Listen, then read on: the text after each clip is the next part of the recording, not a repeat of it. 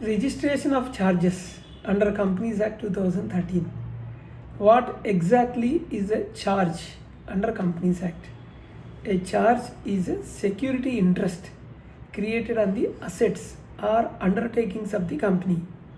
The reason is to secure a loan or other obligation. It includes mortgages, hypothecation, or lien-like arrangements or any instrument that creates a security over the property. So how many types of charges? There are two types of charges. One is a fixed charge, another one is a floating charge. Fixed charge is attached to identified assets like land, building, plant, etc. Floating charge, this is covers over current assets such as stock, receivables or raw material and crystallizes on certain events like liquidation or default. Why is charge registration so important? Because the Companies Act gives a legal recognition and priority to a charge only when it is registered with ROC. If it is not registered, it becomes void against the liquidator of the company. It becomes void against the creditors of the who registers their charge later. So the debt remains, but the lender loses the protection of the security. So which sections governs the charge creation and registration under Companies Act? The entire framework is found under section 77 to 87 of Companies Act 2013, and there are rules, Companies Registration of Charges Rules 2014. The major provisions, section 77, duty to register charges. Section 78 and 79, charge holders' right to register. Section 80, notice of charge. Section 82 and 83, satisfaction of charge. Section 84, information about receiver or manager. Section 85, company's internal registers. Section 86 talks about the penalties. Section 87, rectification of register or delayed filing. What are the timelines or time limits for registration of charge under section 77? The standard time limit 30 days. So from the date of creation, normal fee applies, and then extension options are there, additional 30 days with extra fee, so total 60 days, and further 60 days with ad valorem fee, total 120 days maximum. Then what are the total forms? CHG 1, this is for registration or modification of charge other than debentures. CHG 9, registration or modification of charge for debentures. And then CHG 2, this is ROC, certificate of registration of charge. CHG 3, ROC, certificate of modification of charge. CHG 4, this is satisfaction of charge, either full or partial. CHG 5, this is satisfaction certificate by ROC. CHG 6, appointment or cessation of receiver or manager. CHG 7, company's own register of charges. CHG 8, application for condonation for late filing. These are the forms, total CHG forms. CHG 1 to 9 we have discussed, and CHG forms and certificates. What happens if a company fails to register a charge? Section 79, the charge holder may file directly with ROC. ROC sends 14 days notice to the company. Company may respond or file itself. Then if no response, ROC register a charge. Then ROC issues certificate. This is CHG 3 to the charge holder. How is charge satisfaction filed? Section 82 and 83. Actually, this is company's obligation. CHG 4 within 30 days of repayment. Extension up to 300 days with additional fees. ROC sends 14 days notice to the lender. Then this is act actually procedure.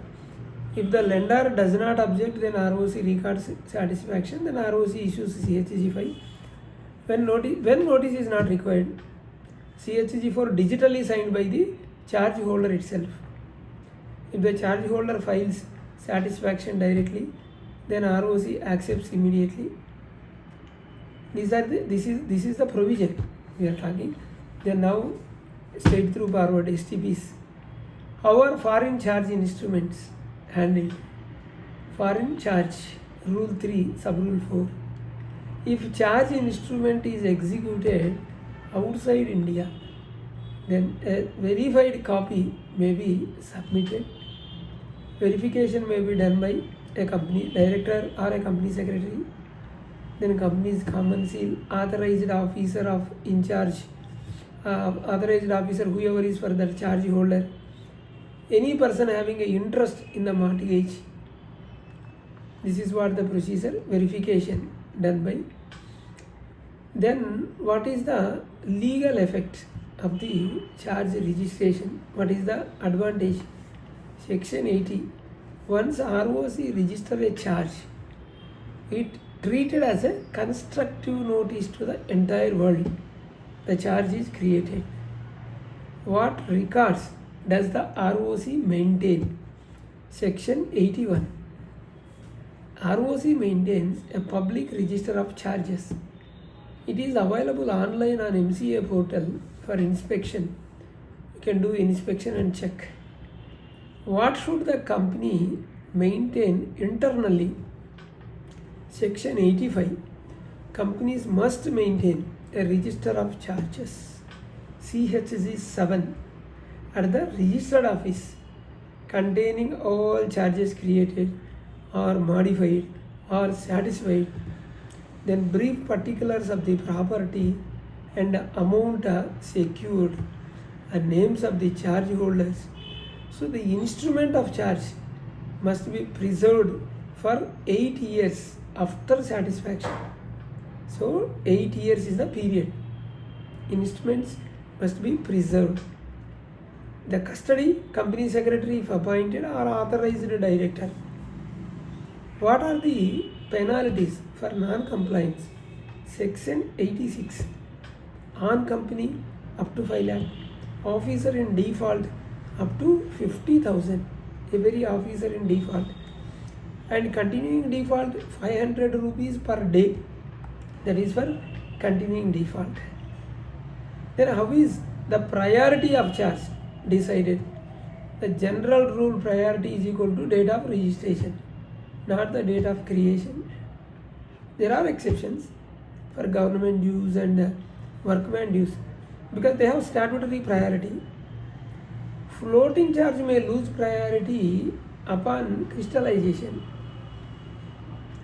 A later charge holder loses priority if he acquired a charge with actual knowledge of unregistered earlier charge. That is a bad faith. And contractual subordination may reverse the order. This is inter-creditor arrangements. What causes a crystallization of a floating charge?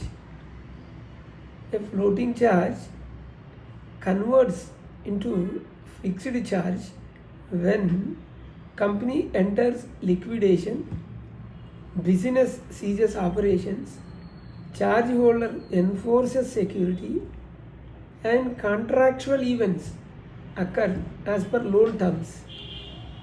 Another question, what if a company buys an asset that already has a charge on it? The acquiring company must register the existing charge with the ROC as if it had created the charge itself. This is the answer. So this ensures transparency and protects the lenders. Another question, what is the significance of CHG 2 and CHG 3 certificates? Because these certificates act as a conclusive evidence that charge has been registered or modified. No one can dispute the registration letter. So what are the common compliance and mistakes companies make? Filing CHG 1 or CHG 9 after 120 days timeline lapses. Common mistakes, not filing CHG 4 on time after repayment. They will do repayment and forget filing CHG 4s. And failing to maintain CHG 7 register. Many companies they do not maintain the register. Incorrect or incomplete charge instrument uploading. These are the common mistake. Not registering a charge on acquired property and ignoring the floating charge crystallization events. Not monitoring charges filed by the charge holder under section 79. These are the common mistakes can be attended. So the registration of charges is not merely a procedural requirement, it determines the priority, rights of the lender, enforceability during liquidation, and it protects stakeholders. This is what about complete structure about charge registration and CHG 1 to CHG 9 and section 87, section 77 to 87. Hope you are clear. We have two channels. One is RR Corporates, other channel RR Legal Talks. Please do subscribe, hit the bell icon so that you will not miss any of our latest videos. Thank you.